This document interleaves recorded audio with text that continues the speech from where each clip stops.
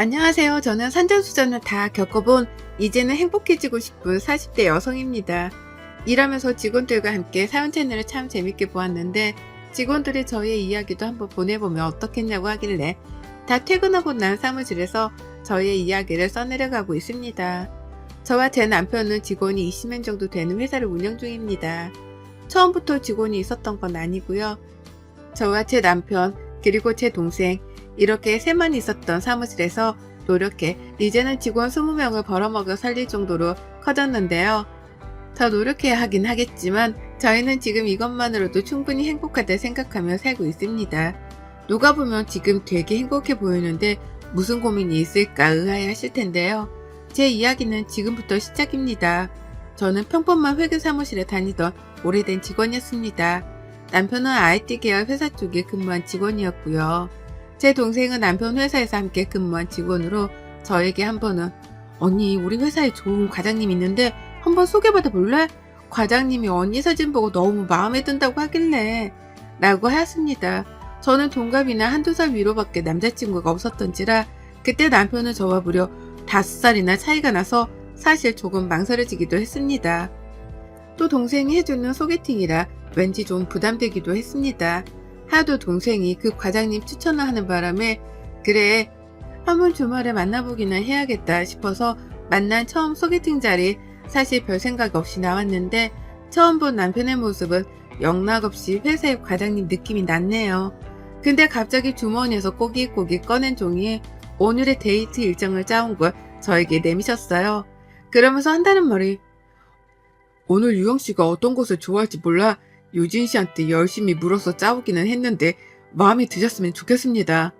라며 정말 밝은 미소를 지으면서 건네는 그 쪽지에는 정말 제가 좋아하는 음식부터 시작해 제가 걷는 걸 참 좋아했는데 그 걷기 코스까지 다 적어 오셨습니다. 소개팅을 많이 해본 건 아니었지만 그래도 이런 소개팅은 처음이라 시작부터 기분이 참 좋았습니다. 짜온 코스를 함께 즐기면서 지금의 저의 남편은 마음이 참 따뜻하고 저를 많이 웃게 해주는 사람이었습니다. 속으로는 이런 편안함 때문에 다들 연상을 만났나 싶을 정도로 제가 지금까지 만나왔던 사람들과는 굉장히 다른 이미지의 매력을 가지고 있었습니다. 그 뒤로 저희는 동생의 바람과 응원으로 연애를 시작했습니다. 그 연애는 예민하던 저에게 늘 긍정적인 모습을 만들어주는 정말 건강한 연애를 하기 시작했어요. 제가 서운할 것 같은 행동들은 늘 저에게 말을 해주는 남자친구의 모습에 결혼까지 결심하게 되었죠. 제가 남편과 결혼을 결심하고 남편의 프로포즈를 받아들였을 때 그때 남편이 엄청 펑펑 울면서 고맙다고 한 기억이 아직까지도 생생합니다.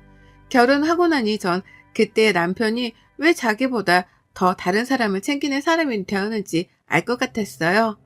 남편네 집 저희 시댁은 아버님, 어머님, 형, 남편, 남동생까지 총 5식구라고 합니다.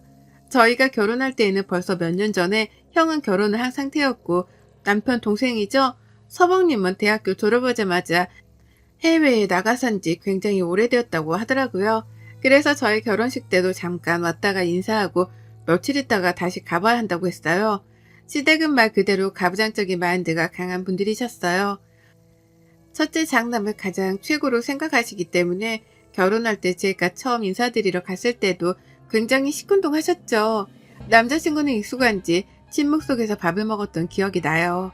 남편은 결혼하기 전에 신혼집 얻을 때도 최대한 자기네 집에서 멀리 떨어져 살기를 바란다고 저에게 이야기한 적이 있었거든요. 웬만하면 그러고 싶다고 해서 저희는 신혼집도 일부러까지는 아니지만 시댁에서 멀리 떨어진 곳이었어요. 제가 살아왔던 세상 속에서는 부모님은 누구나 자식을 아낌없이 사랑하는 것이라고 전 알았지만 시댁은 달랐습니다.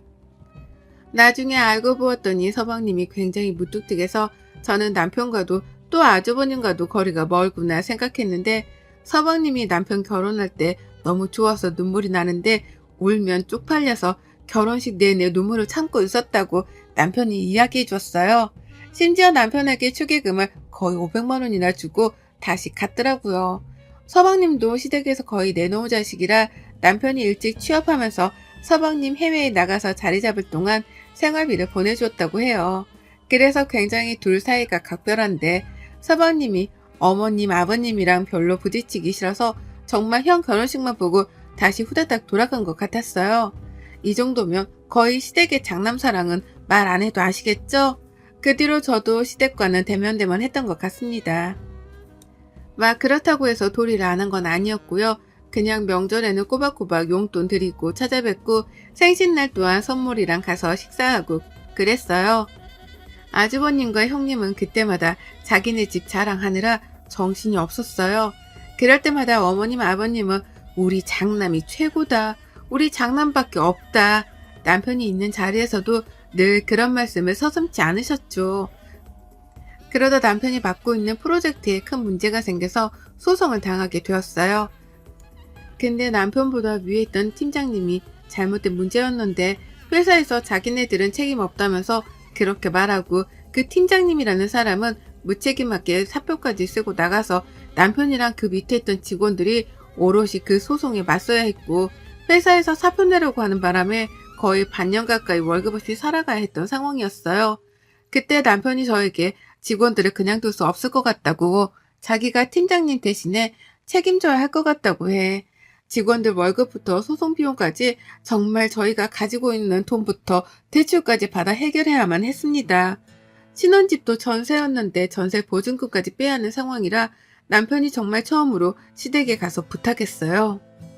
이번만 도와주시면 다시 직장 잡아서 일하면서 갚을 테니 신혼집 보증금만 좀 도와주라 사정사정 했는데 어머님 아버님이 죽고 먹을래도 돈 없다면서 그런 식으로 나오셨어요. 남편은 자기가 부모님한테 돈 빌려달라는 것 자체가 너무 죄송하다고 그때 한참을 죄책감이 시달렸거든요. 그렇게 보증금 빼고 월세라도 가려고 하던 찰나에 제 여동생이 지금까지 모아둔 돈이라 저희 친정에서 가지고 있던 돈이랑 해서 다행히도 전세 보증금까지 날려버릴 위기는 지났어요. 그렇게 소송은 꽤 오랜 기간 이어져 갔어요. 남편은 그동안 소송에 이겨야 하기 때문에 이리 뛰고 저리 뛰고 하느라 일도 하지 못하고 제가 벌어오는 월급만으로 생활에 늘 빠듯했죠. 그래도 늘 가정을 위해서 열심히 살아온 남편이라 저도 함께 남편과 그 직원들이 꼭 승소하기를 바랬습니다. 그러다 어느 날 남편이 술에 잔뜩 취해와서 저를 보고 한참을 껄껄 울더라고요. 무슨 일인지 물어봐도 아무런 대답도 없이 울기만 하는 남편을 보고 말없이 안아주었고 남편은 그런 저를 보며 너무 미안하고 미안해서 할 말이 없다는 말만 되풀이하였습니다. 며칠 뒤에 알게 된 소식에 저도 남편이 왜 그때 그렇게 울었는지 이유를 알았습니다. 그 이유는 남편이 저희 집 전세보증금이 넘어가려던 찰나에 시댁에 도움을 요청했는데 돈이 없다고 못 빌려주신다고 하셨던 시부모님은 알고 보았더니 아주버님이랑 형님이 둘 다 성형외과 의사인데 정말 좋은 자리에 개원하고 싶어서 시댁에서 대출이랑 있는 돈까지 해서 다 탈탈 털어서 주셨더라고요. 그래서 남편에게 돈 없다고 이야기한 거고요. 솔직히 병원 있는데 더 좋은 자리 하고 싶다고 시부모님께 형님이랑 아주버님이 얘기한 거겠죠. 저도 그 사실을 알게 돼서는 더 이상 시부모님을 볼 자신이 없었습니다. 돈을 안 빌려줘서가 아니라 같은 자식인데 집까지 넘어가려고 해 부탁하러 온 자식에게 너는 부모를 돈으로밖에 안 보냐면서 정말 처음 한 부탁인데 엄청 뭐라고 하셨나 봐요. 근데 아주버님한테는 장남이 잘 돼야 한다면서 빌려주신 거겠죠. 남편이 정말 너무 불쌍했어요. 그 이야기를 듣고선 더 이상 시댁과 연은 이어갈 수 없었고 살던 집에 보증금을 빼고 월세로 돌리면서 남편에게 이야기했어요. 여보 정말 능력 있는 사람이니 이제 그만 소송에 매달리고 차라리 조그마한 회사 차려보는 건 어떻겠어? 라고 보증금을 모조리 남편에게 주었습니다. 여동생이랑 친정 부모님에게는 미리 이야기를 했고요. 남편은 자신이 없다고 했지만 IT 쪽으로는 정말 유능한 사람이었기에 처음에는 힘들더라도 꼭 성공할 거라고 이야기해 주었습니다. 처음에는 작은 오피스텔에 있는 곳에서 시작했어요. 정말 감사하게도 여동생이 남편 밑으로 와서 함께 일하고 싶다고 했고 저도 다니던 회사를 그만두고 셋이 그렇게 조그마한 IT 쪽 회사를 차렸습니다. 남편이 하던 일은 앱 개발 쪽과 마케팅 쪽으로 분야를 잡아 시작했고 저는 회계를 오래 해서 그쪽으로 셋이 처음부터 시작했어요. 처음 몇 달은 처음 시작하는 회사라 아예 돈을 못 벌었던 적도 있고요. 정말 사무실 월세만 내느라 한 달 내내 컵라면을 먹었던 적도 있었습니다. 그렇게 정말 괜히 욕심부려 회사를 차린 걸까라는 생각이 들 때쯤 남편이 도와주었던 직원들이 저희 쪽에서 같이 일하고 싶다고 하더라고요. 월급을 지금 못 주는 상황이어서 함께 일할 수 없을 것 같다고 남편이 이야기했지만 그때 도움을 많이 받고 지금도 받고 있으니 괜찮다고 함께 일하고 싶다고 해주었습니다. 그때 참 많이 울었던 기억이 새록새록 나네요. 그렇게 저희는 3명에서 6명으로 늘었고 그러다 오랫동안 싸워서 소송에서 이겨서 돈도 다 받을 수 있어 이제야 좀 어려웠던 인생이 풀리는 것만 같았죠. 직원들이 들어오고 열심히 하다 보니 어느 순간 3명이었던 때에서 6명으로 늘어나고 6명에서 10명으로 늘어나고 10명에서 12명, 14명 그러다 지금의 회사가 만들어지게 되었습니다. 원룸 오피스텔에서 시작했던 사무실은 이제 백평대의 사무실을 써야 할 만큼 커졌습니다. 그러다 남편은 이번에 신축으로 지어지는 5층짜리 건물을 매입해서 사무실과 또 다른 사업으로 나아가고 싶다고 했고 저희는 5층짜리 건물을 매입해 지금은 월세 없이 저희 건물에서 사무실을 차렸네요. 그렇게 월세 살던 저희는 전세에서 지금은 저희 집이 생겼습니다. 큰 집은 아니더라도 더 이상 이사갈 필요도 없고 더 이상 라면을 먹고 전기가 끊길 일도 없고 수도가 끊길 일도 없어 따뜻한 집에 들어가 쉴 수 있다는 게 이렇게 행복한지 처음 알았습니다. 남편은 돈을 벌고 나서 가장 처음 한 일이 저희 부모님이 주신 돈을 이자까지 두둑이 드리면서 정말 감사했다고 저희 부모님 앞에서 펑펑 울었어요. 여동생에게도 빌려주었던 돈과 지금까지 고생했다는 말과 함께 자기가 힘들었던 시기에 도와줬던 모든 사람들에게 감사하다는 말을 직접 하였습니다. 서방님 또한 저희가 힘들었을 때 자기도 타지 생활하느라 힘들었을 때인데 매달마다 생활비를 저희에게 주었어요. 주지 말라고 괜찮다고 했는데도 버는 족족 저희에게 늘 도움이 되고 싶다고 하며 돈을 보내왔습니다. 그렇게 몇 달 전에는 남편과 정말 처음으로 결혼하고 나서 한 7년 만에 해외로 여행을 갔다 왔어요. 오랜만에 본 서방님과 남편은 서로 눈물을 그렁그렁 맺힌 채 서로 고생했다 말하며 지금까지 서방님이 보내주신 생활비와 보태 네가 꼭 필요할 때 썼으면 한다고 하고 말없이 공항으로 왔었네요. 그냥 주면 절대 안 받을 것 같아 통장에 넣어서 남편이 건네주고 싶었다고요. 그렇게 저희는 악착같이 열심히 살았습니다. 그날따라 왠지 꿈자리가 뒤숭숭했거든요. 근데 아니나 다를까 핸드폰에 시어머니 번호가 뜨더군요. 거의 5년 만에 전화를 하신 것 같았어요. 남편은 핸드폰 번호를 바꾸었으니 저한테 하신 것 같은데 받을까 말까 고민을 하다가 두 분 다 나이도 있는지라 혹시 몰라 전화를 받았습니다. 여보세요? 예미야 나다. 네 어머님 오랜만이에요. 잘 지내셨죠? 너희는 어떻게 전화도 한 통 안 할 수가 있니? 아들도 번호 바꿨던데 너희 뭐하고 사니? 네 그냥 저희 잘 살았어요. 잘 지내시죠? 아픈 곳은 없으시고요? 아픈 곳이 왜 없니? 이곳저곳 아픈 곳 천지다. 네 연락 못 드려 죄송해요. 아주버님이랑 형님은 잘 지내시죠? 걔네 말도 하지 말아라 하면서 어머님이 말을 꺼내는데 아주버님이랑 형님이랑 무리하게 병원을 개원하고 나서 바로 코로나가 터지는 바람에 병원이 망했나봐요. 주변에 성형외과도 많은데 둘 다 실력이 없던 건지 소문이 잘못 나고 코로나 때문에 손님이 더 끊겨서 폐업을 하고 지금 둘 다 페이닥터로 산다고요. 근데 거의 폐업 수준이라 마이너스로 지금 살고 계시나봐요. 그 이야기를 듣는데 좀 통쾌했습니다. 그래서 안타깝다고 말하고 말을 아끼고 전화를 끊었어요. 남편에게 어머님께 전화 온 걸 이야기해야 하나 말아야 하나 싶었다가 굳이 말해서 좋을 건 없을 것 같아 그냥 말 안 하기로 마음 먹었습니다. 며칠 뒤 저희 사무실로 주소도 알려주지 않았는데 아주버님이 찾아온 거예요. 남편은 거래처에 가느라 자리를 비워 제가 대신 나갔습니다. 재수씨, 아니 이렇게 잘 살면서 어떻게 싹 입 닫고 사셨어요? 무슨 말씀이세요 아주버님. 저희 정말 힘들게 살았고 이제 좀 잘 풀려서 지내는 것 뿐이에요. 어떻게 알고 찾아오셨어요? 아니 그 새끼가 전화번호도 바꾸고 그러니 제가 찾아와 보니 여기 회사 차렸다고 그래서 왔더니 회사가 뭐 으리으리하네요.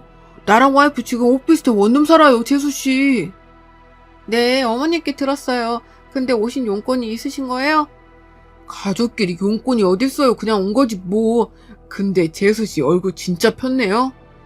지금 업무 시간이고 그이는 거래처 가서 오늘 늦게 들어올 예정이라 번호 남겨주시면 그이 보고 전화 드리라고 할게요. 라고 하고 돌려보냈습니다. 남편에게 시어머니랑 형이 찾아온 이야기까지 하니 인상이 찌푸려지면서 다시 오면 그냥 돌려보내라고 하더라고요. 그러고 나서 며칠 뒤에 시어머니가 또 사무실로 찾아온 거예요. 너희가 이렇게 성공할 줄 몰랐다. 도대체 이게 몇 평이냐? 직원들은 몇 명이고. 말씀하시는데 뒤에 붙은 말이 저는 참 마음이 아팠습니다. 내가 둘째 잘 될 거라 알아봤어. 내가 걔 낳을 때 진짜 죽는 줄 알고 낳았는데 장명소에서 둘째가 나중에 태생할 거라고 했는데 정말 그 장명소 말이 딱 맞았네. 우리 아들이 이렇게 큰 회사 사장님이라니. 어머님, 저희 큰 회사 아니고 그냥 작은 회사예요. 그리고 저희 업무 시간인데 자꾸 찾아오시면 곤란하고요. 그이가 가족들 안 보고 싶어 하니 앞으로는 그이랑 이야기하고 오셨으면 좋겠어요. 내가 내 아들 보겠다는데 네가 무슨 상관이냐. 작은 애 올 때까지 기다릴 테니 그런 줄 알아라. 몇 시간이 돼도 꼼짝을 안 하셔서 결국 남편에게 전화를 했고 더 이상 피할 수 없었던 남편은 모시고 나오라고 해 셋이 카페에서 만났습니다. 왜 오셨어요? 너 엄마한테 어떻게 전화 한 번 안 하냐? 아들놈의 새끼 키워봤자 소용이 없어. 아니 그런 말씀 마시고요. 왜 오셨냐니까요? 아들 보러 왔는데 뭔 이유가 있어야 되냐? 그럼 없으시면 앞으로 찾아오지 마셨으면 좋겠습니다. 여기 엄연히 회사 있고 형이랑 지금 번갈아 가면서 찾아왔던데 그러지 마세요. 제발 좀. 내가 뭘 했다고 그러냐? 그냥 네 얼굴 보고 싶어 온 거지. 네, 얼굴 보셨으면 이제 가세요. 라고 일어나려는 순간 어머님은 아니나 다를까 돈 이야기를 꺼내시더라고요. 둘째야, 너 형이랑 형수랑 둘 다 지금 원룸 산다. 네가 너네 회사에 좀 자리를 알아봐 주던가 개원하게 네가 돈 좀 빌려주면 어떻겠냐 하는 거예요. 갑자기 남편이 그 이야기를 듣더니 먹던 물을 쾅 내려놓으면서 엄마, 이게 무슨 말이에요? 돈이요? 무슨 돈이요? 내가 왜 형한테 돈을 빌려주고 자리를 왜 줘요? 아니, 가족이 어려우면 함께 돕고 사는 거지. 네가 이렇게 잘 살면 형 좀 도와주고 하면 좋지 않겠냐? 그럼 너도 나중에 도움받고 하니. 무슨 도움이요? 저는 도움받고 싶지도 도움을 요청할 일도 없으니 그런 말씀하실 거면 더 이상 찾아오지 마세요. 저 회사에 다 투자하느라 돈 씨알도 없으니까요. 먼저 일어납니다.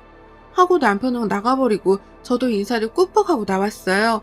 오랜만에 만난 아들 앞에서 또 자기 첫째 아들 돈 빌려달라고 하는 어머님을 보니 그동안 잊고 살았던 감정들이 떠올랐습니다. 남편도 그렇게 말했으니 더 이상 찾아오지 않겠다 싶었는데 갑자기 부동산에서 전화가 오는 거예요. 사모님, 지금 4층에 자리 보러 오신다는데 보여드릴까요? 아, 네네. 제가 지금 외근에 나와 있어서 보여주세요. 하고 전화를 끊었습니다.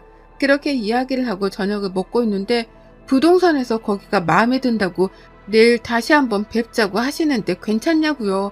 그래서 괜찮다고 내일 약속을 잡고 해당 부동산으로 가는데 저는 거기에 앉아있는 분들을 보고 경악을 금치 못했습니다. 바로 그분들은 시어머니와 아주버님, 형님 셋이 나란히 앉아있는 거예요. 그래서 제가 너무 놀라 무슨 일이냐고 물어보니 갑자기 셋 다 웃으면서 여기 니네 건물이라면서 니네 정말 성공했구나. 우리가 여기에 개원하면 어떻겠냐고 하는데 정말 소름이 쫙 끼쳤습니다. 그래서 처음에는 마음을 가다듬고 근데 저희 4층 평수가 커서 꽤 비싼데 괜찮으세요? 월세 내시기? 근데 갑자기 아주버님이랑 시어머니가 동시에 무슨 월세? 당연히 가족인데 공짜로 줘야지. 이럴 때 가족 좋다는 게 뭐냐? 얘네가 개원하면 건물 가치도 쫙 올라가고 좋지 않겠냐? 하는데 소름이 쫙 끼쳤습니다. 제가 결정할 문제가 아니라서요. 그 이한테 전화할게요. 라고 하고 밖으로 나가 남편에게 지금 이야기를 다 했습니다. 지금 바로 들어온다고 하고 남편을 기다리는데 어디서 야구방망이를 가지고 왔는지 오자마자 야구방망이를 휘두르며 당장 나가라고 고함을 질렀습니다. 당장 나가 이 악마들아. 어디서 남의 건물에 공짜로 계약을 하겠다고 난리야? 뭐 가족 좋아하시네. 내가 나쁜 일 당해서 집 전세보증금 넘어갈 뻔한 거 울며 불며 돈 좀 빌려달라고 말했을 때 저보고 나가서 죽으라고 하신 분이 바로 나를 낳아주신 사람이야. 그리고 뭐 형이 들어오면 건물 가치가 올라가? 그럼 왜 망했어?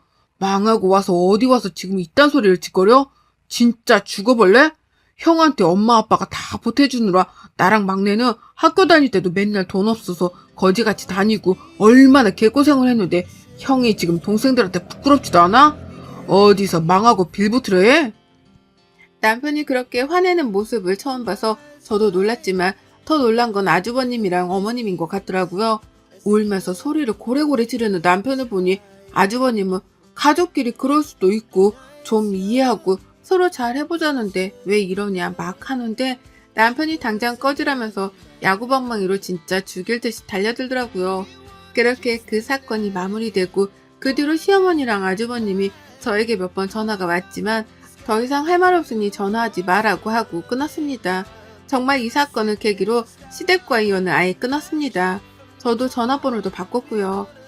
시어머니가 울면서 남편에게 그동안 미안했다고 하셨는데 남편은 자기도 가족 없다고 생각하며 살 테니 자기를 죽은 아들이라고 생각하고 지내셔라. 돌아가시면 장례식에 부조금 많이 낼 테니 걱정하지 마셔라. 그 부조금 어차피 다 형 줄 거니까 걱정하지 마셔라 하고 끊었다고요. 남편은 한 며칠은 멍해 보였는데 금방 털고 일어나더라고요. 다시 저희는 행복하게 열심히 살고 있습니다. 부모라면 자식을 꼭 생각해야 하는 게 마땅하다고 생각하진 않지만 저희 시댁은 늘 장난밖에 없으니 저는 당연한 결과라고 생각이 되네요. 이렇게 긴 글을 읽어주신 모든 분들께 감사합니다.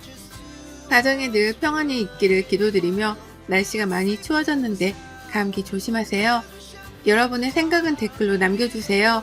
오늘도 시청해주셔서 정말 감사합니다. 어릴 때 별명 혹시 기억하시나요? 저는 어릴 때 별명이 순이, 순둥이라고 해서 순이라고 친구들이 매일 놀렸던 기억이 나요. 저는 참 그 별명이 너무 촌스럽기도 하고 그래서 생각하기 싫은 별명이었는데 요즘 세상에는 그 별명을 가진 게 어떻게 보면 참 희귀한 거구나 느낄 때가 있네요. 어려서부터 저는 엄한 부모님 밑에서 자라와서 그런지 늘 위축되어 살았습니다. 시험 점수를 못 받으면 동생이랑 저는 그날 하루 종일 밥도 못 먹고 공부를 해야 했고 그렇게 집에서 벗어나고자 했던 저는 악착같이 공부해 서울 명문대에 입학을 했습니다. 그 뒤로 집에서 나와 기숙사 생활을 했어요. 저희 집은 지방이라 통하기 어려워 제가 서울로 대학을 가고 싶었던 이유 중에 하나가 바로 저희 집 때문도 있어요. 그렇게 대학 생활을 하면서 저는 정말 이런 게 행복이었나 싶을 정도로 자유로운 생활이 너무나 행복했어요. 친구들과 밤새서 공부하는 것도 좋고 시험을 조금 못 봐도 누가 뭐라 할 사람이 없고 늦잠도 잘 수 있고 먹고 싶은 것도 친구들과 함께 먹을 수 있어 타임머신이 있다면 어떤 시간으로 돌아가고 싶냐고 묻는다면 저는 자신 있게 대학생활이라고 할 수 있을 정도였어요. 근데 그 대학생활에서 저를 더 행복하게 해주었던 건 바로 남자친구였어요. 남자친구는 저랑 함께 입학한 동기로 처음에는 친한 친구였다 어느샌가 서로가 마음이 생겨 연애하게 된 케이스로 남자친구가 군대 갔을 때도 기다려줄 정도로 저희 사랑은 돈독했죠. 남자친구는 근데 저보다 더 힘들게 살아와서 제가 더 지켜주고 싶은 사람이었어요. 부모님이 사이가 안 좋아 대학생활 때 이혼하시고 남자친구는 그 뒤로 집을 나와 혼자 산다고 했었거든요. 그래서 제가 밥이나 반찬도 가서 많이 해주고 서로 가족처럼 의지하고 대학생활을 보냈습니다. 그렇게 함께 20대를 보내고 30대에 우리는 더욱 견고해진 사이로 서로 원했던 곳에 취업을 했고 안정적으로 연애를 했습니다. 남자친구가 자취를 하는데 자취방에서 자주 가서 며칠씩 있다 오고 하니까 갑자기 남자친구가 저보고 한 번은 우리 그냥 같이 살까? 라고 물어보는 거예요. 그래서 제가 지금 프로포즈야? 라고 물으니 정말 반지를 준비했더라고요. 내 인생에 결혼이 있을까 싶었는데 프로포즈를 막상 받으니 정말 몽글몽글한 마음이었습니다. 서로 나이도 찬지라 저희 집에 먼저 인사를 드리기로 해 처음 부모님을 정말 오랜만에 뵈러 갔던 날 저희 부모님은 예전에 알던 부모님이 아니셨어요. 많이 변하신 모습에 내가 너무 못되게 엄마 아빠한테 굴었구나. 그때 느꼈습니다. 엄마 아빠는 인사시킨 남자친구를 너무나 좋아하셨고 그 뒤로 남자친구네 집에도 인사 가기로 했어요. 남자친구 또한 집과 사이가 안 좋은지라 처음에는 그냥 간소하게 결혼을 원했지만 저희 부모님이 그렇게 하면 나중에 후회한다고 꼭 인사드리라고 당부하셔서 과일 바구니를 들고 남자친구네 아버님을 뵈러 갔죠. 뵈러 간 날 저는 정말 깜짝 놀라고 말았어요. TV에서만 보던 인테리어 집이 제 눈앞에 있더라고요. 남자친구가 맨날 친구들한테 얻어먹고 되게 짠돌이었는데 알고 봤더니 아빠가 사업체 몇 개 운영을 하고 있더라고요. 저는 작은 사업인가 보다 했는데 생각보다 굉장히 큰 회사였나 봐요. 가서 인사를 드리는데 식은땀이 줄줄 나더라고요. 남자친구는 식사 내내 시큰둥했지만 아버님은 굉장히 좋아하시는 것 같았어요. 그렇게 어머님도 따로 인사드리고 결혼 준비가 척척 되어가고 저희는 순탄하게 결혼을 했습니다. 신혼여행에 다녀와 아버님께 다시 인사를 드리러 갔을 땐 아버님의 입에서 말씀하신 소리는 그야말로 충격의 도가니였어요. 저희한테 이제 너희가 결혼했으니 재혼을 하려고 한다고 하시는 거예요. 처음에 남자친구, 아니 남편이 무슨 소리냐고 갑자기 물어보니 1년 전부터 만나고 있는 사람이 있는데 그냥 간소하게 가족들만 만나서 식사하고 인사하는 자리를 가지려고 한다고요. 상대방 여자는 아버님보다 무려 10살이나 어리지만 성숙하신 분이라고 저희한테 잘해주었으면 좋겠다고 신신당부를 하셨죠. 사랑과 전쟁에서나 볼 법한 시어머니 두 분이 나에게도 생기는 건가 당혹스러움을 감출 수가 없었어요. 남편은 절대 안 간다고 내가 왜 가냐고 난리를 했지만 그래도 아빠고 이혼하시고 나서 재혼하시는 건데 자식들이 반대할 필요는 없지 않냐고 설득 끝에 그 식사 자리에 다녀왔습니다. 식당에서 처음 본 아버님의 여자친구, 아니 새어머님은 되게 단아하고 고우신 분이신 것 같았어요. 미술관 큐레이터였다고 하셨어요. 그래서 그런가 불어부터 영어, 일본어까지 4개국어를 한다고 들었거든요. 정말 그 식사 자리에서 자기 가족들과 불어로 대화를 하는데 우리와는 결이 다른 사람이구나 싶었습니다. 그래도 다행인 게 남편이 시댁에 자주 가지를 않으니 새 시어머니와 그렇게 자주 마주칠 일은 없겠지 싶었죠. 근데 제 생각과 정반대로 돌아간다고 해야 할까요? 새어머님이 남편이 아닌 저한테 전화가 오는 거예요. 물론 며느리는 맞지만 식당에서 처음 본 게 다인데 저보고 전화 와서 점심 식사를 우리 여자들끼리만 하자고요. 그렇게 말씀하시는데 안 나갈 수도 없고 해서 회사에 반차를 내고 새 시어머님을 뵈러 갔다 왔어요. 카페에서 새 시어머님을 기다리는데 저기서 걸어오시는데도 의상이 꼭 영국 황실에나 있을 법한 옷을 입고 나오신 거예요. 사실 좀 그 모습이 웃겨가지고 저도 모르게 컥 했는데 그걸 보신 것 같더라고요. 민망해서 바로 식사를 시키고 먹고 있는데 새 시어머님한테 전화가 온 것 같더라고요. 전화 내용이 불어로 얘기하는 것 같았는데 저는 잘 모르니 그냥 밥만 먹고 있었어요. 그런데 저에게 우리 새아가는 불어 잘 모르지? 라고 물어보시는 거예요. 그래서 영어는 스터디 모임에서 많이 해서 하는데 불어는 배운 적이 없어서 잘 못한다고 라고 했죠. 그랬더니 저보고 자기랑 대화를 하려면 불어를 배워야 한다고 밥 먹고 불어책을 사러 가자고 하는 거예요. 제가 하는 직종과도 불어는 전혀 다른 분야인데 제가 새 시어머니랑 이야기하려고 불어를 배울 건 아니잖아요. 그래서 제가 지금 일이 너무 바빠서 무언가를 배울 시간이 많이 없다.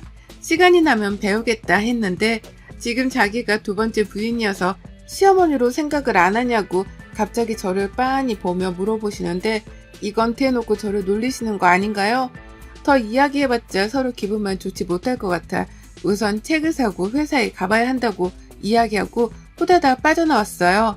그리고 밤에 남편에게 이 이야기를 했더니 그냥 앞으로 전화 오면 잘 받지 말고 회사 바쁘다고 둘러대는 게 좋겠다고 했죠. 그 뒤로도 새 시어머니는 몇 번 전화를 하셨는데 제가 문자로 지금 회의 중이라고 하고 피했습니다. 그러자 새 시어머니께서 저희 집으로 저를 보러 찾아오셨습니다. 근데 찾아온 이유가 이번에 집들이를 하는데 며느리를 보고 싶다고 하는 친구들이 많으니 저보고 오라고 초대장을 주시는 거예요. 제가 이날은 회사에 일이 많아서 어려울 것 같다고 해도 저에게 시간을 맞춘다고 꼭 오래요. 심지어 따로 아버님이 전화 오셔서 오라고 막 그러시는데 거절할 수가 없잖아요. 그래서 그날 시댁으로 건너갔어요.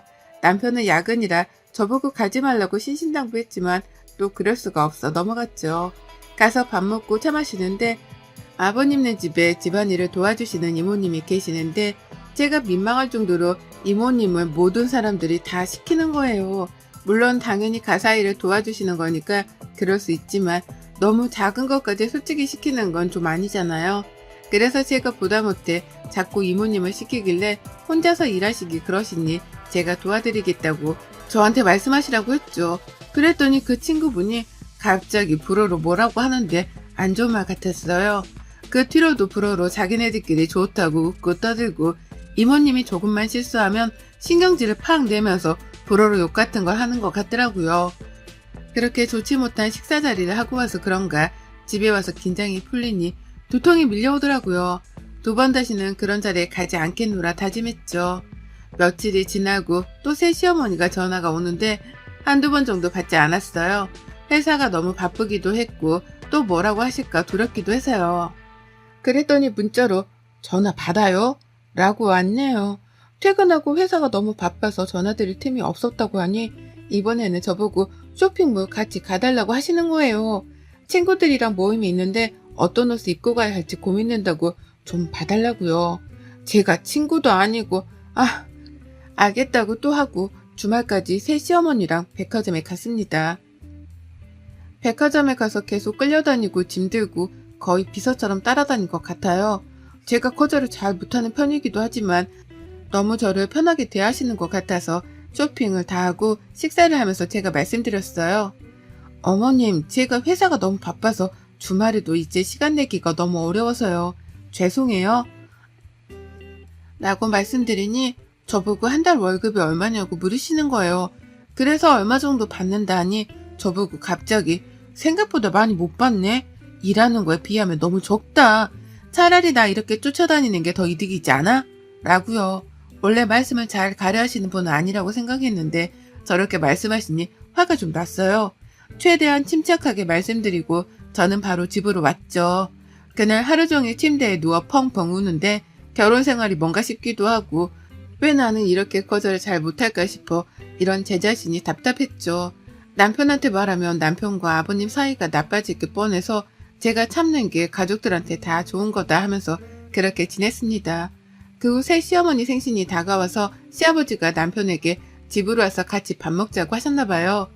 알겠다고 하고 선물을 또 준비 안 할 수 없어 준비해서 가야지 하는 마음이 있었는데 아니나 다를까 또 저에게 연락이 계속 오는 거예요. 생일인데 며느리가 차려주는 밥이 드시고 싶다고 해주면 안 되겠냐고요. 그래야 자기가 좀 대접받는 기분이 난다고요. 저는 또 알겠다고 말씀드리고 새벽같이 일어나서 집에서 음식을 이것저것 했어요.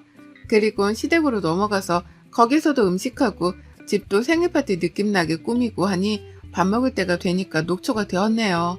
너덜너덜해진 영혼이 가출한 채로 있다가 집으로 와서 그날 하루 종일 악몽에 시달렸어요. 열심히 공부해서 대학교 가고 지금은 누구나 가고 싶은 직장에도 다니고 있는데 제 인생이 너무 초라해 보이는 거예요. 결혼 앞에서요. 결혼만 안 했으면 제가 이렇게 을이 될 일도 없잖아요. 근데도 제 성격 때문에 말 한마디 한 번 못하니 화병이 나서 미쳐버릴 것 같았어요. 그렇게 하루하루를 살다 딱 이날로 제가 각성을 하게 돼요. 그날도 어김없이 새 시어머님 쇼핑 비서로 따라가게 되었어요. 따라다니다 보니 저번에 친정 부모님이 낡은 운동화를 2분 다 신고 계시는 게 생각나서 백화점 간 김에 하나 사드리고 싶었어요. 그래서 사드리려고 저도 이것저것 좀 보는데 왜? 살려고? 이러시는 거예요. 그래서 부모님이 운동화가 낡아서 하나 사드리고 싶어서요. 라고 하니 저보고 새 시어머니가 갑자기 깔깔 웃으면서 여기 운동화 한 컬레에 얼만 줄 알아? 제가 브랜드를 잘 모르기도 하고 다 그게 그 제품 같아서 한 20만 원 정도 하나요? 라고 했어요. 그랬더니 정말 그 매장에서 박장대소를 하시면서 뭐? 20? 여기에 20만 원짜리 운동화가 어딨어. 진짜 촌스럽다. 우리 새아가 나 따라다니면서 안목 좀 챙겨야 할 것 같아. 라고 하는데 옆에 있던 직원은 저를 보며 웃음을 참는데 제 얼굴이 정말 새빨간 토마토처럼 붉어지는 거예요. 그리고선 갑자기 남자 운동화, 여자 운동화 한 거래씩 고르더니 직원에게 이거 계산해줘. 우리 사돈댁이 이런 운동화 한 번도 못 신어본 것 같아. 진짜 안타까워서 내가 참 이럴 때 또 내가 하나 사줘야 되지 않겠어? 네, 사모님 50대 분들한테 굉장히 인기 있는 모델이랍니다. 라고 하고 저보고 가져다 드리려고 하시더군요. 그 운동화를 집에 와서 보는데 참 제가 많이 비참해져 보였습니다.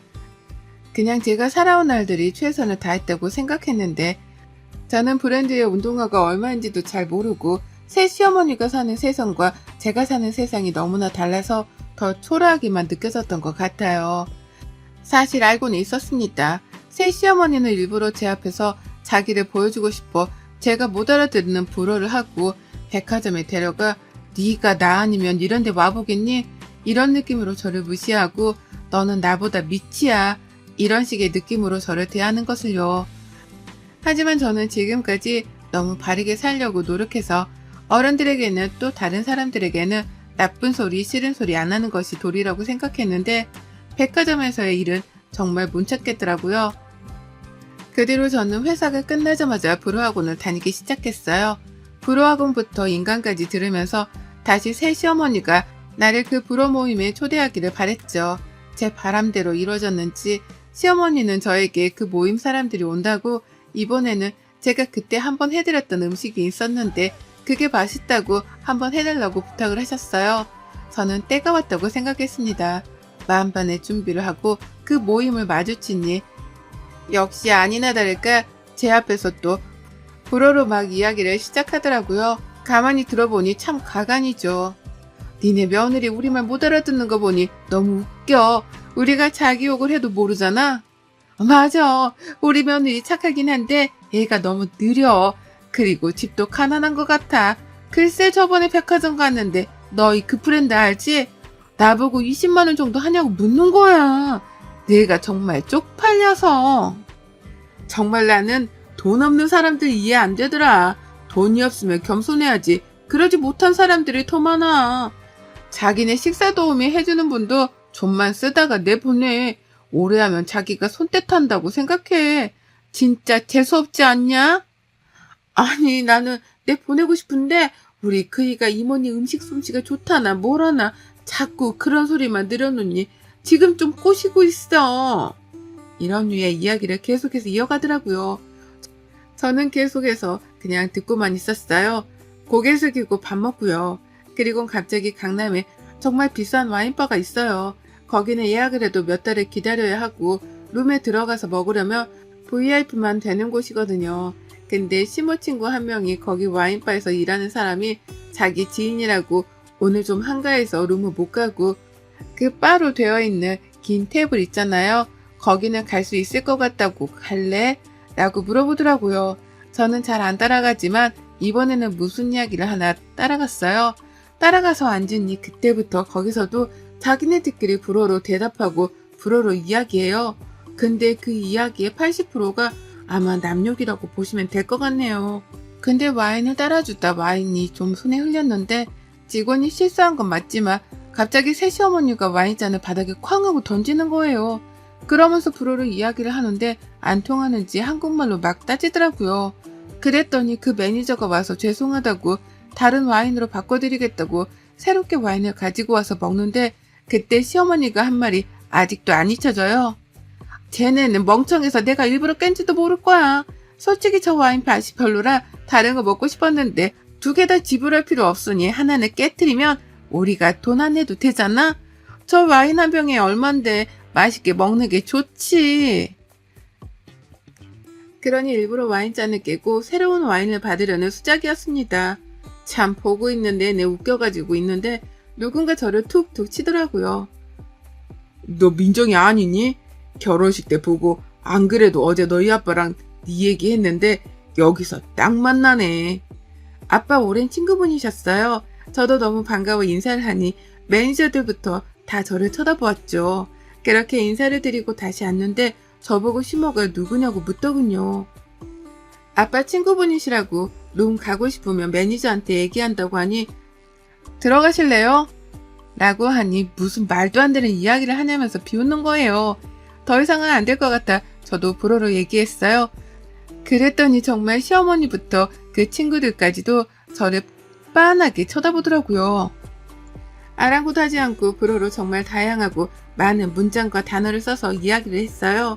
그 이야기는 니네가 불어를 하는 거 발음도 틀리는데 어디서 자꾸 불어로 사람 무시하려고 하냐고 라고 하니 다들 어버버 하더라고요.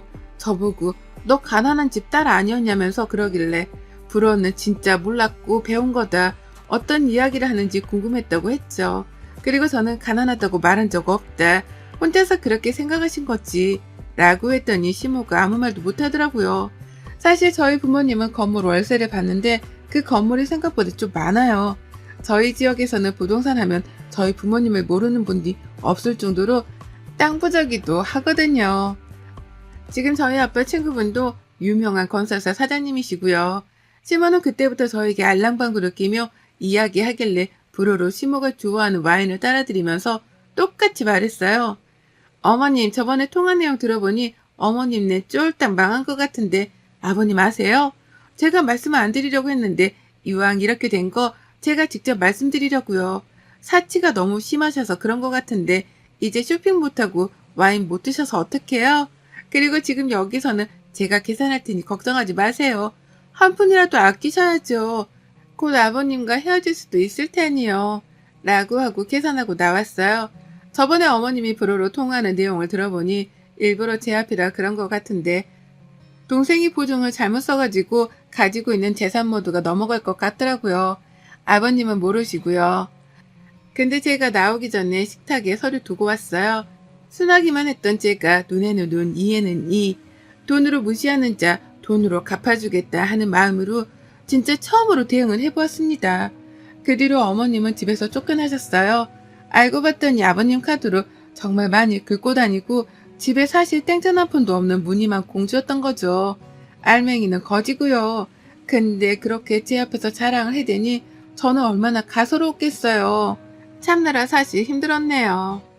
저희 부모님은 돈을 정말 많이 버시더라도 저에게 늘 사람은 검소해야 한다고 알려주셨거든요. 그래서 백화점 가서 옷이나 신발, 가방 이런 것 등에 전혀 관심도 없으시고 저도 마찬가지로 그렇게 살았는데 시모를 보니 제가 참 작아졌어요. 검소하게 사는 거라고 배웠는데 돈은 쓰라고 있는 건가? 제 신념이 무너질 뻔했거든요. 근데 그 신념을 잘 지켜 오늘 꼭 쓰기 위해 있었던 것 같습니다. 사람은 겉모습이 또 보이는 모습이 전부가 다가 아니라는 거 꼭 그 시모가 알았으면 좋겠네요. 여러분의 생각은 댓글로 남겨주세요. 오늘 또 시청해 주셔서 정말 감사합니다. 안녕하세요. 저는 곧 내년에 초등학생이 되는 아들을 둔 40대 엄마입니다. 사람이 살다 보면 기막힌 일을 많이 겪고는 하죠. 누군가 여러분께 상식적으로 도무지 이해할 수 없는 황당한 제안을 한다면 과연 이해해 주실 의향이 있으신가요? 여러분의 생각이 정말 궁금한데요. 제 사연 한번 말씀드려 보겠습니다. 저는 심리센터에서 근무를 하고 있는 상담실장이에요. 마음을 다쳐 아픈 분들을 위해 노력을 하고 있습니다. 제 남편을 바로 저희 병원에서 만났어요. 남편은 제가 생각한 것 이상으로 굉장히 아팠던 사람이었습니다. 울상이 되어 저희 병원에 찾아온 남편은 10년을 만났던 여자친구와 헤어지고 그 충격으로 일상생활이 불가하다는 이유로 심리 상담이 필요했었죠. 10년을 만났던 여자친구는 헤어짐을 구하는 동시에 다른 남자와 결혼을 해버렸거든요. 한마디로 양다리를 걸치고 있던 겁니다. 도저히 인정할 수 없었던 남편은 결혼식장에 찾아가 난동을 부리기도 했지만 경찰까지 오며 오히려 제정신이 아닌 사람으로 찍혔다고 해요. 병원에 찾아와서 제게 처음으로 한 말이 인상 깊었습니다. 저는 그 사람에게 피해를 준 게 없는데 아니 우리 내년에 결혼하자고 여자친구가 먼저 말을 했거든요. 그런데 갑자기 헤어지자고 하더니 어떻게 결혼할 수가 있죠? 전 믿을 수 없어요. 이건 뭔가 분명히 잘못된 것 같아요. 그쵸? 무슨 마음인지는 알겠지만 우선 진정하세요. 김석호님, 여자친구와 관계가 두터우셨나봐요. 네, 저희는 10년을 만났고 내년에 결혼하자고 말했어요. 그런데 갑자기 하루아침에 헤어지자고 했다고요. 그 이별이 믿어지지 않아서 매일같이 매달렸는데 정확히 헤어지자고 말한 지 일주일 만에 딴 남자랑 결혼하더군요. 결혼식장에 찾아가니 정신이 이상한 미친 사람이라며 모르는 사람이라고 경찰 불러달라면서 막 소리치는데 정말 무섭더라고요. 사람이 어떻게 그럴 수 있죠? 마음이 많이 아프셨겠어요. 현재 김석호님의 마음 상태에 대해서 파악해 볼 수 있는 몇 가지 검사를 해보려고 해요. 네, 뭐든 좀 해주세요, 제발. 저도 제가 왜 이러는지 알고 싶으니까 제발 좀 해주세요. 남편의 우울증도 심각했고 분노 조절도 쉽지 않은 상황이었습니다. 그뿐 아니라 자괴감과 자존감까지 바닥을 찍고 있는 상황에 정말 본인의 자아를 놓은 상황이었죠. 본인이 살아야 할 이유를 모르겠다고 할 정도였으니 이건 분명 문제가 심각했습니다. 저는 이런 남편을 위해 최선을 다해 치료를 도왔고 1년을 넘도록 꾸준한 치료를 성실하게 임한 남편은 언제 그랬냐는 듯 좋아졌어요. 그 모습을 바라보는데 정말 다행이지 싶었습니다. 마음을 다친 환자분들이 회복하고 웃는 모습을 보여주시면 사실 그것만큼 행복한 게 없거든요. 뿌듯함은 물론이고 너무 행복했습니다. 남편은 환자분들 중 의지가 가장 강했고 너무 성실하게 임하셔서 제가 기억을 했었어요. 더 이상 병원에 오지 않으셔도 말이죠. 그렇게 1년이란 시간이 지나고 우연히 남편을 다시 만난 곳은 고깃집이었습니다. 각자 지인들과 술 한잔을 하는 자리에서 만났고 너무 반갑더라고요. 저 혹시 심리센터 실장님 아니세요? 김석호님 맞으시죠? 세상에 이게 얼마만이에요? 너무 반갑네요. 잘 지내셨어요? 맞죠? 실장님, 반가워요. 멀리서 보는데 계속 실장님 맞는 것 같아서 인사를 할까 말까 고민했네요. 저는 뭐 실장님 덕분에 원래 제 모습 되찾고 완전 잘 지냈어요. 늘 감사해요. 아유, 제가 뭘 했다고요. 석호님 의지가 해낸 거죠. 아니요, 정말 실장님 덕분이에요. 감사해요. 이렇게 만나게 된 남편과는 웃기게도 자연스럽게 2차를 가게 되었고 그동안 어떻게 지냈는지 요즘 힘든 건 없는지에 대해서 소통을 자연스럽게 했습니다. 한참 대화를 나누다 보니 이제는 저희 병원에 온 환자가 아니라 그냥 평범한 남성으로 보이더라고요. 제법 멘탈이 강해졌고 웃음이 많아진 그의 모습이 참 보기 좋았습니다. 그런 남편과 여러 차례 만난 끝에 진지하게 사귀게 되었어요. 환자와 이렇게 사적으로 만난 것도 처음이고 사귀게 된 건 아예 처음이라서 너무 신중했습니다. 그렇지만 무엇보다 행복했고 참 기분이 좋았죠. 저는 그냥 그 사람이 너무 좋았어요. 저보다 2살이 많았는데 제가 참 의지를 많이 했죠. 딱 2년 만나고 저희는 결혼을 했어요. 남편과 저는 인꼬 부부라고 소문날 정도로 모든 걸 함께 했고 아이도 바로 생겼습니다. 임신을 했어도 전 여전히 근무를 했고 출산 직전까지 일을 했어요. 제 주변 지인들이 그랬거든요. 쉴 거면 차라리 애 낳고 쉬라고 말이죠.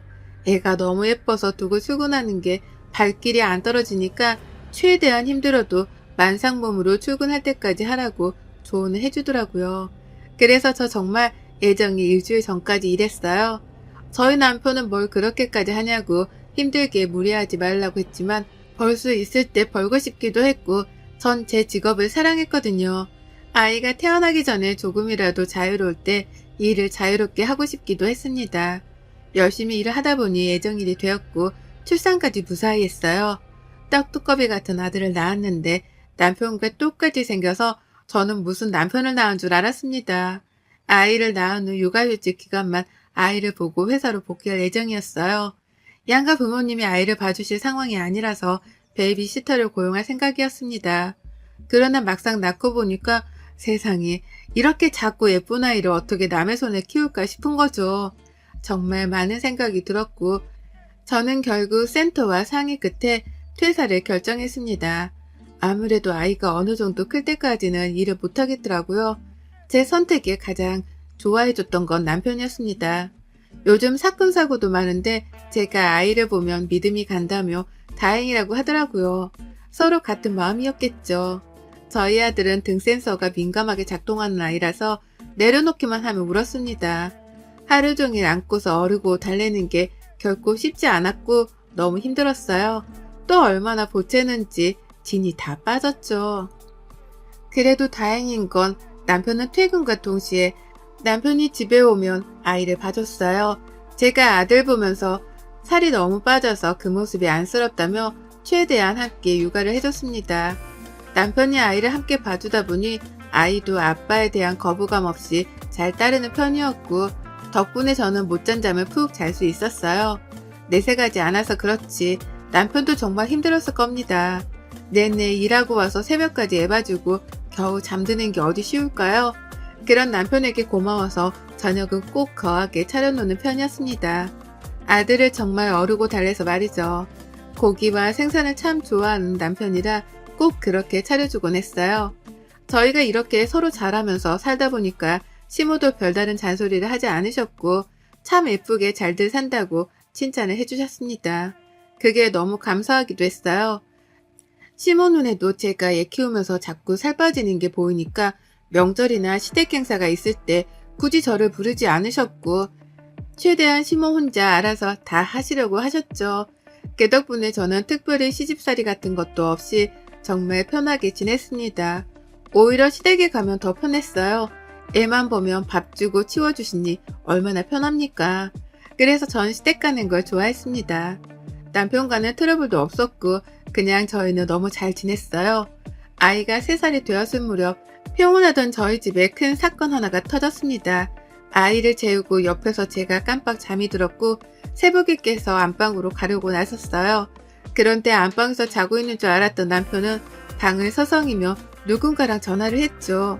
남편 목소리밖에 들리지 않았는데 전화 내용이 심상치 않았습니다. 소라, 정신 차려봐. 너 술을 대체 얼마나 마신 거야? 지금 시간이 몇 시인 줄 알아? 어디야? 집에 갈 수 있겠어? 혼자 있는 거야? 대체 그 자식이 너한테 뭘 어떻게 한 거야? 어? 민주는 어디 갔어? 왜 혼자 있는 건데? 너 정말 이럴 거야? 나 속상해 죽는 거 보고 싶어? 너 어디야? 말해. 내가 지금 갈게. 알겠다고, 간다고, 지금. 윤솔, 너 정말 이제 와서 이러는 거 웃긴 거 네가 제일 잘 알지? 우선 갈 테니까 주소 보내. 누가 봐도 취한 여자랑 전화를 하는 듯 했고 새벽 3시에 그 여자를 만나러 가겠다는 남편의 모습은 너무 놀라웠습니다. 절대 그럴 사람이 아니거든요. 저는 꽤 당황스러웠지만 침착하게 남편의 뒤를 쫓아가기로 결심했습니다. 급하게 아이방에 홈 카메라를 여러 각도로 설치한 후 동네 언니에게 톡을 보내놨어요. 언니네 남편이 새벽 5시 출근이라 아침 준비를 곧 해야 해서 일어날 시간이거든요. 그래서 혹시 몰라서 아이가 깨면 집에 가봐 달라고 부탁을 했습니다. 남편은 서둘러 옷을 챙겨 입고 살금살금 집을 나섰고 저는 뒤쫓아 나갔어요. 거리를 두고 남편을 쫓아갔고 도착해보니 한 여자가 길에 앉아있더군요. 남편이 다가가자 그 여자는 남편을 끌어안으며 오열을 했고 뽀뽀까지 했습니다. 오빠 진짜 보고 싶었어. 역시 나는 오빠밖에 없나 봐. 나 오빠랑 그렇게 끝내고 벌 받았나 봐. 나한테 다시 와. 그럴 거지? 어? 내가 기다릴게. 응? 나 정말 오빠 없이 못 살겠어. 우선 집 주소 말해 데려다 줄 테니까. 너 지금 너무 취했어. 같이 있자. 집에 가지 말고. 어? 여기 바로 뒤에 호텔 있어. 소라, 솔직히 말할게. 뜬금없이 새벽에 술 취해 전화 와서 이러는 거 나 좀 당황스러워. 내가 그럼에도 불구하고 여기까지 한 걸음에 온 건 너를 잊지 못해서가 아니라 내가 너를 너무 잘 알잖아. 길바닥에서 뭔 일이 날 것 같아서 온 거야. 너 어차피 내가 올 때까지 안 갈 거잖아. 응. 그럼 호텔 가야지. 움직일 것도 알지? 나 집에 안 가. 오빠랑 같이 있을 거야. 너 정말 이럴 거야? 너 그렇게 한순간에 사람 버리고 떠나놓고 이제 와서 왜 그러는데? 너 때문에 1년 동안 나 병원 다녔어, 알아? 제정신으로 못 살았다고, 미친놈처럼 지냈다고. 이제야 좋은 여자 만나서 좋은 가정 꾸리고 행복하게 잘 살고 있는데 왜 이래 정말? 왜? 내가 행복하니까 배 아파? 응, 배 아파. 처음부터 김석호는 윤설이고 윤설은 김석호였어. 그걸 내가 잠깐 놨지만 우린 충분히 회복할 수 있다고. 그렇게 만들 거고 오빠도 결국 나한테 올 거야. 그럼 나만 호텔에 데려다줘. 정말 힘들어서 그래. 전 정말 손발이 다 떨렸습니다. 1년 동안 남편을 괴롭혔던 인물인 10년 만난 전 여친이 눈앞에서 남편을 꼬시고 있는 걸 목격했어요. 그런데 그 현장을 덮치지 않았습니다. 덮칠 만한 이유가 없었거든요. 우선은 침착하게 저들을 감시하기로 했죠. 호텔에 내려주고 집으로 갈 거라고 굳게 믿었으나 남편은 호텔 룸까지 전 여친을 데려다 줬고 1시간, 2시간이 지나도 나오지 않았습니다. 곧 아들이 깰 것 같아서 집으로 우선 향했고 뜬 눈으로 밤을 지새웠네요. 남편이 일어나야 하는 시간인 오전 7시가 되도록 남편은 오지 않았습니다. 그날따라 아들도 늦잠을 자더라고요. 엄마가 속상한 걸 아는 건지 말이죠. 저는 도저히 맨정신으로 있을 수가 없어서 그 이른 오전부터 맥주 한 캔을 원샷했고 남편을 기다렸습니다. 전화를 해볼까 했는데 거짓말할 기회를 주는 것 같아서 하지 않았어요. 그리고 8시가 되었을 때 남편은 허겁지겁 집으로 들어왔고 저와 눈이 딱 마주쳤죠. 깜짝아. 여보 일어났어? 놀랐지? 어디 갔다 와? 출근하다가 두고 간 게 있어서 다시 왔어. 나이가 들었는지 요즘 자꾸 깜빡깜빡해. 당신이 언제부터 출연형을 입고 출근했어? 내가 정확히 4시에 일어났거든. 그때부터 지금 8시까지 어디서 뭐 했는지 말해. 무슨 소리를 하는 거야. 나 출근하다가 잠깐 온 거라니까. 옷은 오늘 조금 편하게 입은 거야. 마지막 기회야? 새벽부터 지금까지 어디서 뭐 하고 왔어? 여보, 정말 왜 그래 오늘? 무슨 일 있는 거야?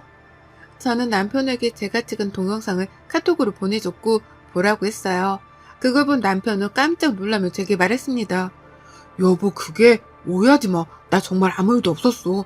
소리가 못 가게 해서 그런 거고 열받아서 와인 마시다 깜빡 잠들어 버린 거야. 정말이야, 믿어줘. 여보, 나 심리센터 실장이었어. 거짓말 할 거면 티 안 나게 해야지. 뭐하니 지금? 하나씩 말해줘봐. 술 먹고 깜빡 잠들었던 사람이 머리에서 샴푸 향이 나네? 아침에 감은 것도 아닌 것 같고, 그치? 그뿐이야? 당신 지금 팬티 뒤집어 입었고 안에 티도 뒤집어 입었어. 뭐가 그렇게 급했니? 온몸으로 티를 대면서 믿어줘? 웃기고 있네. 여보, 진짜 잘못됐어. 내가 미쳤었어. 정말 미안해, 여보. 미안해. 응, 아니야. 미안할 거 없어. 당신이 즐기고 싶어서 즐긴 건데 왜 나한테 미안해?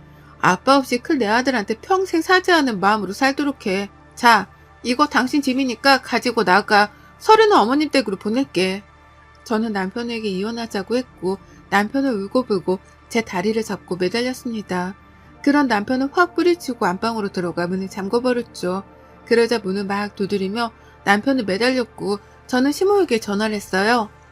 혜연아, 이 시간에 무슨 일이야? 어머님 영상 보냈는데 그거 보고 다시 전화 주세요. 저는 시모에게 저것들이 찍힌 영상을 보냈고 그걸 본 시모는 바로 전화가 왔습니다. 이런 미친 게, 혜연아, 우선 침착해라.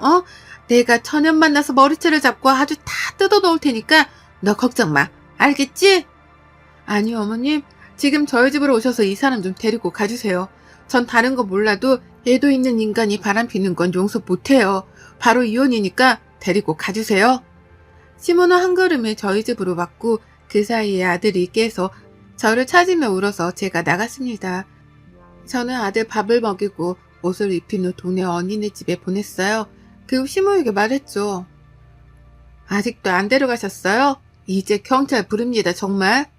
야, 이 썩을 놈아, 정신 나간 놈아. 네가 지금 뭔 짓을 한 줄 알아? 네 마누라 같은 여자가 어딨다고 세상에. 그 정신 나간 년을 또 만나? 너 어쩔 거야? 어쩔 거냐고. 여보, 제발 한 번만 용서해줘. 나 정말 정신 차리고 살게, 너라면 용서해주겠냐? 나라도 용서 안 돼, 미친놈. 혜연아, 우선은 내가 이놈 데리고 갈 테니까 시간을 두고 좀 생각을 해보자, 시모는 남편을 끌고 갔고 제 앞에서도 엄청 맞았어요. 시간을 두고 생각을 해보자고 했으나 저는 이혼 서류를 시댁으로 보냈고 시모와 남편에게 미친 듯이 전화가 왔습니다. 당연히 무시했고 받지 않았어요. 그런데 너무 마음이 아픈 게 남편이 아들에게 너무 다정한 아빠여서 아이가 매일 아빠를 찾으며 울고 불고 난리를 치는 겁니다. 밥도 안 먹고 울고 또 울고 정말 미칠 것 같았어요. 우는 아이를 끌어안고 같이 울기도 하고 달래고 너무 힘들었습니다. 이러다 애 잡겠다 싶을 정도로 애가 울 때 지쳐 숨이 넘어갈 정도였고 저는 남편에게 전화를 할 수밖에 없었어요. 집으로 와, 지금 바로. 남편은 한 걸음에 집으로 왔고 아들은 남편을 보자마자 달려가 한참을 울더군요. 정말 많은 생각을 했습니다. 저한테는 쓰레기 같은 남편이지만 아이에게는 한없이 좋은 아빠인데 제가 생리별을 시켰구나 싶기도 하고 이별을 받아들이기에 아이가 아직 너무 어리구나 싶었죠. 결국 많은 대화와 고민 끝에 딱 한 번의 기회를 주기로 했습니다. 한밤의 해프닝으로 정리하기로 했죠. 말은 그렇게 했어도 당연히 사이가 예전 같진 않았고 분노로 속이 답답하긴 했어요. 남편은 제가 소갈이를 하지 않도록 의심하며 괴로워하지 않도록 일부러 모든 걸 더 대놓고 오픈하며 믿음을 주려고 노력했습니다. 그냥 그렇게 살았어요. 대신 각방을 쓰긴 했습니다. 도저히 한 침대에서 잘 자신은 없었거든요. 그렇게 산지 몇 년이 흐르고 저희 애가 6살이 되었을 때였습니다. 이제 애가 유치원을 다니고 어느 정도 커서 저도 일을 다녔어요. 다행인 건 이전에 다녔던 심리센터 실장 자리로 다시 들어갈 수 있게 되었습니다. 워낙 사람 좋은 병원이라 이직하는 사람이 별로 없어서 대부분 사람들이 다 그대로라 너무 반가웠죠. 사회생활을 다시 시작하면서 저는 이전보다 많이 밝아졌어요. 그런데 남편의 전 여친이 환자로 저를 찾아왔습니다. 안녕하세요, 윤솔님? 네, 안녕하세요. 왜요? 네? 아니, 저를 보고 당황하시는 것 같아서요. 저 아세요? 그럴 리가요. 어떻게 오셨어요? 제가 사랑하는 사람이 있거든요. 저희는 10년을 뜨겁게 사랑했지만 제 실수로 그 사람을 놓쳤었고 다시 잡으려고 몇 년 동안 노력을 했어요. 그래서 결국 지금 애가 둘인데 숨어서 지내는 신세라 그런지 뭔가 서럽기도 하고 힘들어요. 이럴 때는 어쩌면 좋을까요?